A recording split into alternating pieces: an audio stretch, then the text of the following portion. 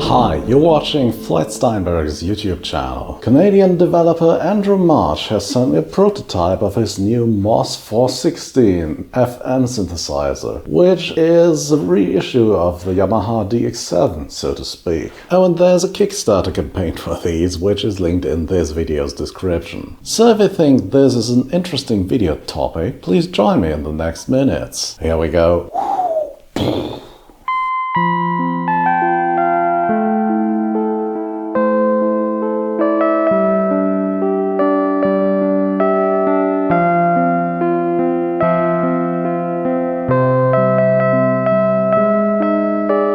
This is the MOS416, and like the other synthesizers in the MOS series, this is roughly guitar pedal sized and shaped. You can also use a standard guitar pedal power supply to power this synthesizer. I have the stereo jack connected and the TRS MIDI in connected. There's also a USB port, as I've shown previously. And now there are a lot of buttons per function on this device and a lot of LEDs. The most important set of LEDs is down here. This is a numerical display, as you can see here. If I turn the knob, this will count from 1 to 10 and then from 10 to 20 and so on. So before we dive into creating our own patches here, let's listen to some of the preset patches stored on the SD card that came with it. So you can press the patch button to switch from bank selection to patch selection. And if this lights up blue here, you will walk through all the patches and then you can listen to them.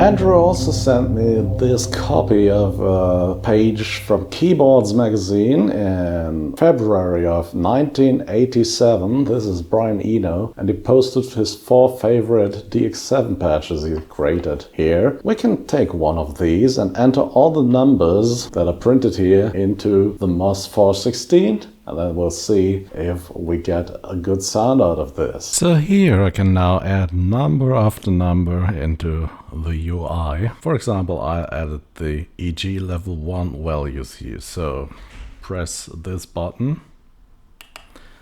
This is already 99. Go to operator 1 and make sure this is 99. Then press this for operator 2, and here we have 49. Like this. Operator 3, 49. Operator 4, 99 is correct already. Operator 5, 49. And operator 6, 99. So this is correct. Now I will continue with all these numbers and just show you the result.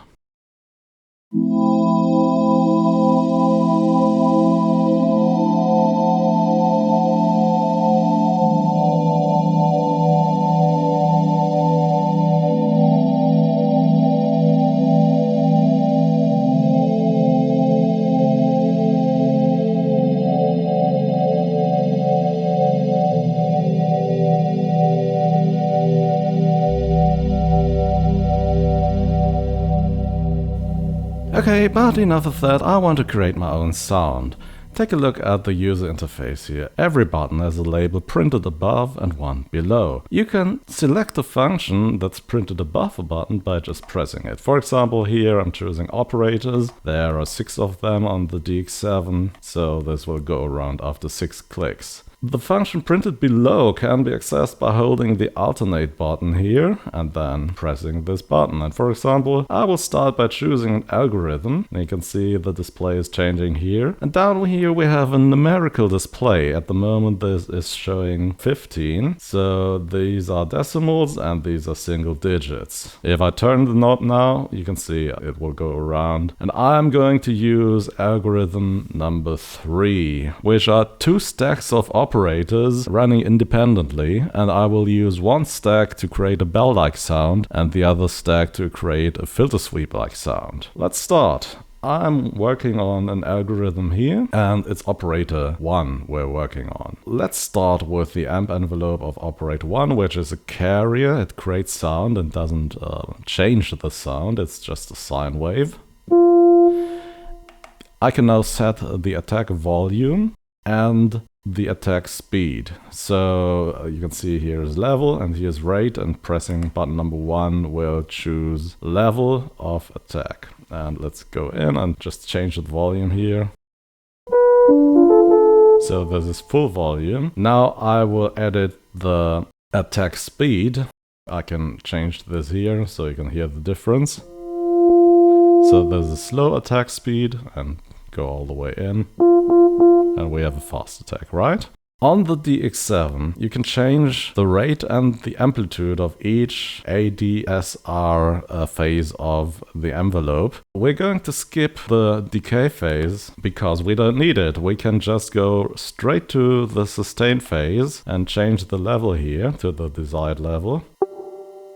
As this is a bell, there is no sustain, so I will dial this down.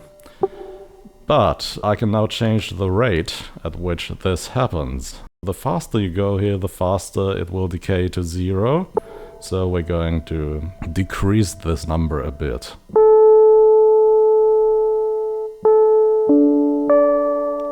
I'm going to adjust the release a bit.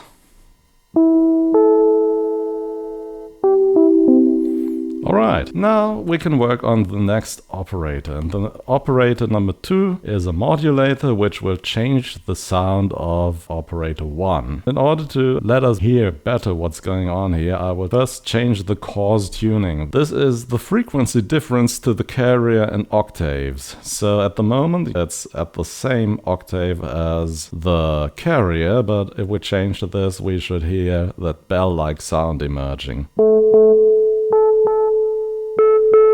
Sounds a bit like a xylophone there, or a kalimba.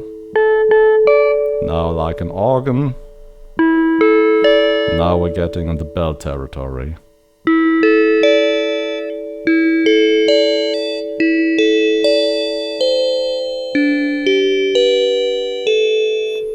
Right, so we have created a bell sound. The modulator is working 7 octaves above the original sound. We can now shape the envelope a bit.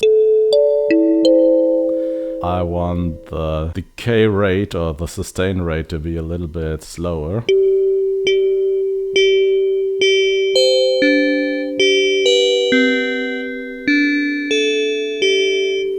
And same for the release rate.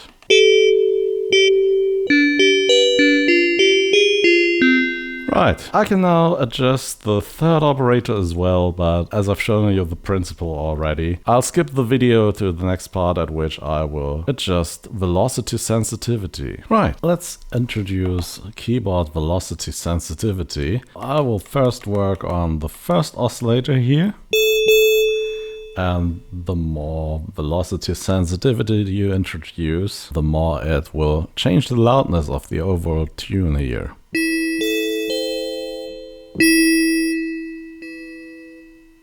So let's use 3 for example.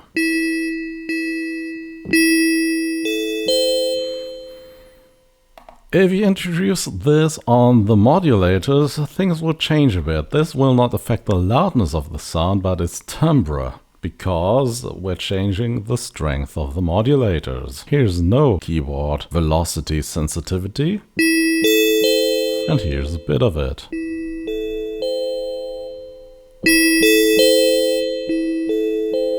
You can hear the sound being much more mellow if I play softly.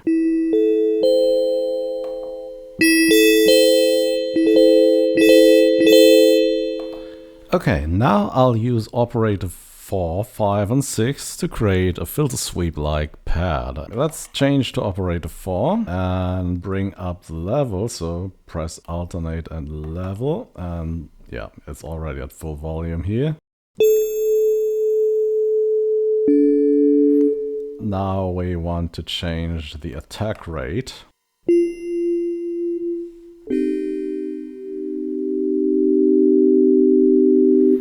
And I want to dial down the sustain phase just a little bit. Dial down the rate a bit.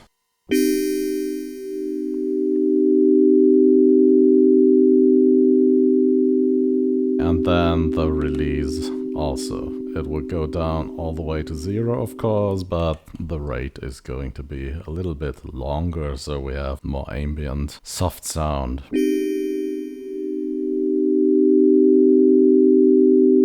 Now, the trick here is the modulator, which changes this sound, will have an even slower attack, so it will slowly distort this into a saw wave-like sound. So I'm editing operator 5 now, and we're going to increase the level once more.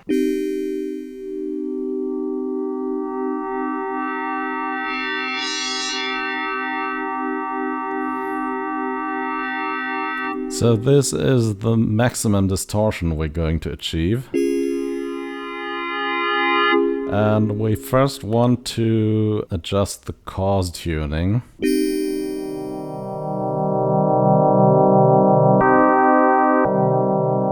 Let's change the attack rate so it's much slower than the sine wave.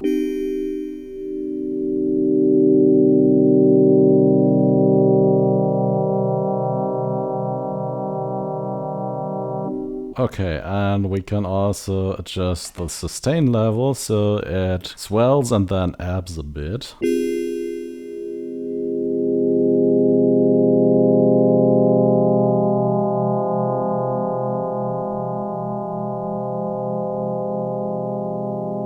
And now the last operator will be used to create a little bit of sparkle there. So let's change the level of operator 6.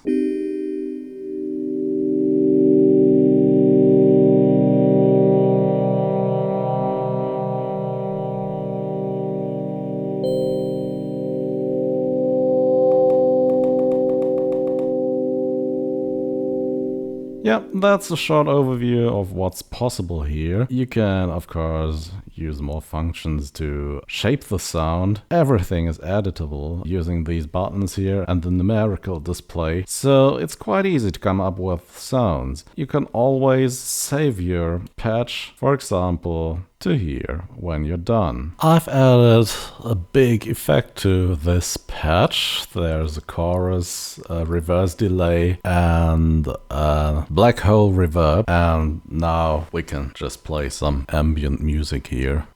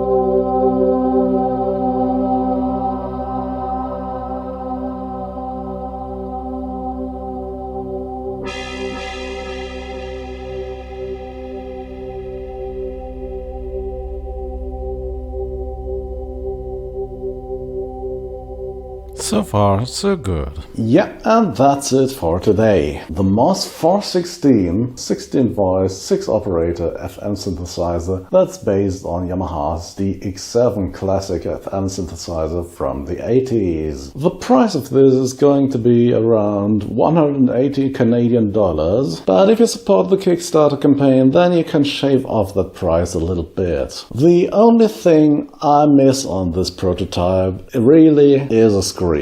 Reading FM patches is so much easier if you can see the envelopes, because on FM synthesizers, envelopes define the timbre of a sound. If you see the amplitude envelope of a modulator, you will get an idea how sharp or how mellow the sound is. So if there's still room for changes before releasing this synthesizer to the market, that's the one thing I suggest adding. Apart from that, build quality is good, having one button for each parameter is great, and coming up with new FM sounds is fairly easy. We'll see if the world has been waiting for a DX7 and a guitar pedal enclosure. So if you think this was a good YouTube video, please do the YouTube thing. You can also support me on Patreon or listen to my music on Bandcamp. But of course, none of this is mandatory. As always, thanks for watching, and see you again next week. Bye bye.